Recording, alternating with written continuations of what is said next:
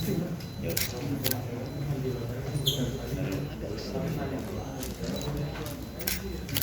Oke, bagus kan?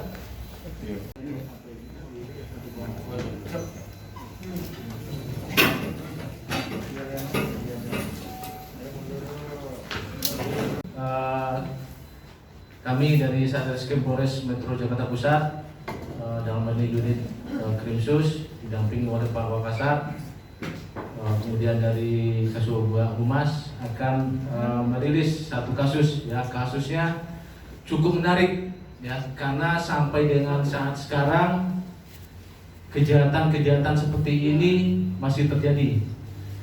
Sekitar 1 tahun yang lalu saya di Polres Metro Tangerang juga mengungkap kasus sama, ya, modusnya pada saat itu mungkin rekan ingat kasus King of the King, ya, raja dari segala raja yang akan mencairkan uang warisan Bapak Soekarno, ya, lebih kurang 200 triliun pada saat itu. Nah, sama dengan sore ini, ya. Jadi kembali kami akan merilis kasus penipuan dan penggelapan 378 dan 372 KUHP. Di mana pada kasus ini kami mengamankan satu orang pelaku yang berinisial IG, umur 73 tahun, yang beralamat di Cirebon, Jawa Barat, dan di Jakarta di Kelurahan Petujo Utara, Kecamatan Gambir, Jakarta Pusat. Kemudian untuk korban berinisial C, ya, beralamat di Sentul. Adapun modus dari kasus ini bahwasannya si tersangka memiliki berbagai surat berharga yang berada di luar negeri, kemudian nilainya cukup fantastis, ya. Ada yang 2 miliar US dollar, kemudian ada yang 15 miliar dolar Hongkong, dan itu akan dicairkan.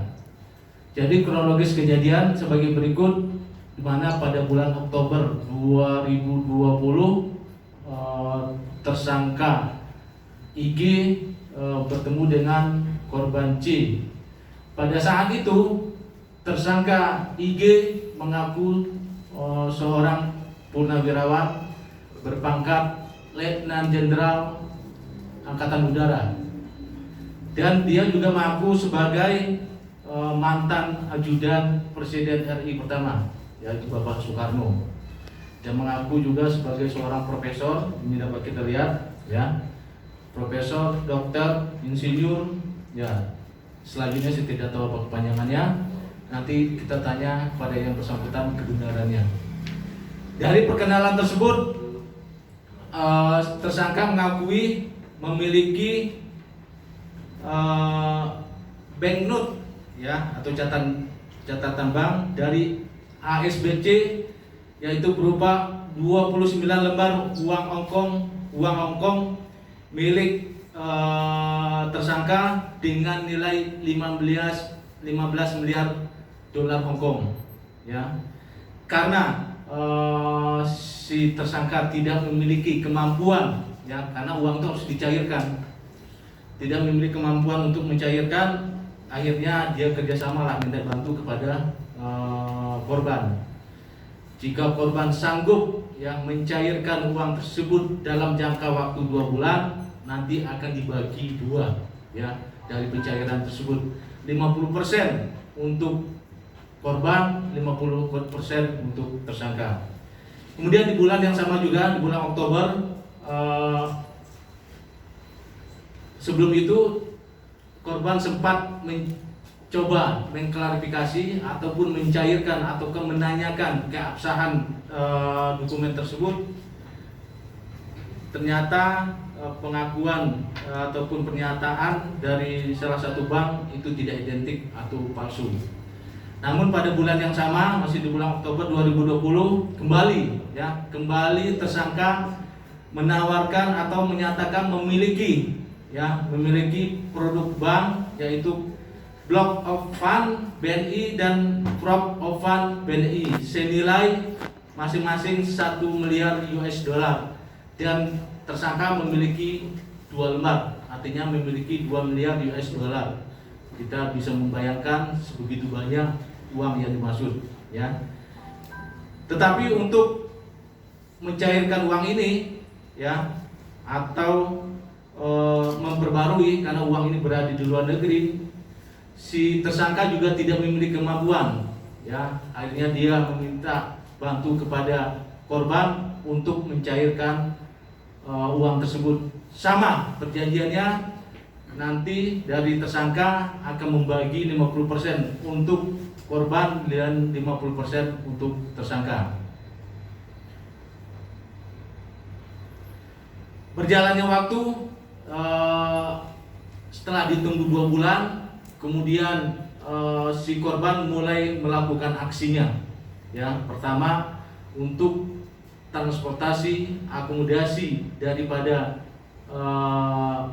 tersangka, dia mulai meminta dana kepada korban, sehingga korban pada saat itu sempat mencairkan atau mentransfer uang ke rekening BCA milik tersangka lebih kurang 20 juta rupiah.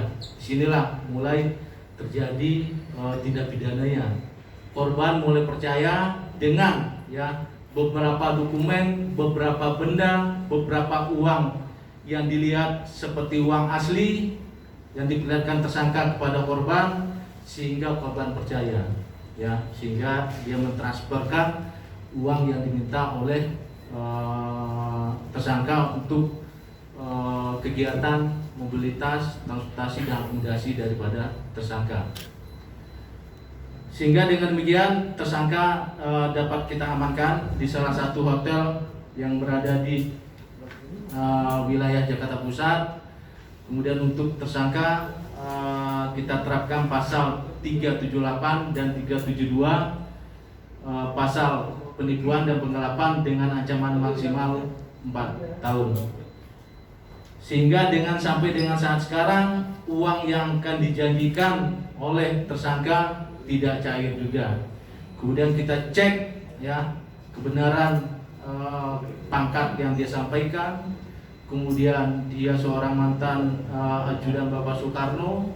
Kemudian gelar yang beliau tulis di depan maupun di belakang nama daripada tersangka, ternyata itu semua adalah palsu.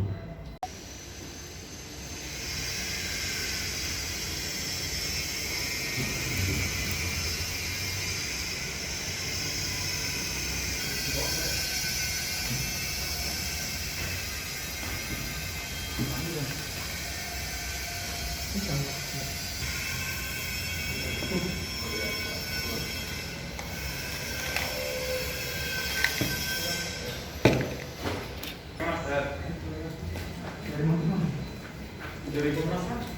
Nanti udah.